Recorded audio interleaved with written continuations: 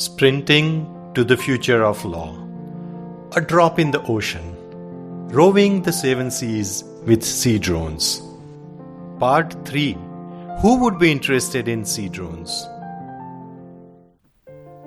In the previous part of this issue, we discussed India's story with sea drones.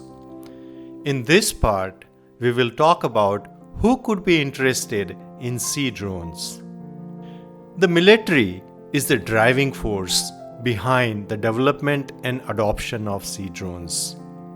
It can use sea drones to monitor ship movements, do autonomous coast guard patrols, locate naval mines, carry out anti-sabotage inspections, attack enemy ships, and transport weapons using extra-large UUVs. Apart from the military, several other sectors can also benefit from sea drones.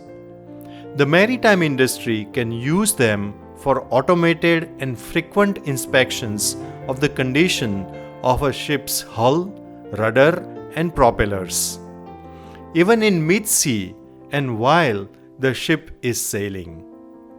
It can also perform certain types of underwater repairs of ships. Meteorologists can use sea drones to observe the changes in oceanic jet streams, measure surface temperature of oceans, and monitor the development and movement of storms. Sea drones can be used by oceanographic researchers and explorers for oceanographic surveys, studying endangered marine life, and recovery of lost objects. The energy sector can use them to monitor and repair underwater structures and pipelines of offshore drilling rigs, inspect the inlets of hydroelectric plants, and underwater structures and mechanisms of dams. The telecom infrastructure companies can use sea drones to install, inspect, and repair submarine telecom cables. In addition, other industries like aquaculture, harvesting of seaweeds, fisheries, and underwater constructions are also interested in sea drones.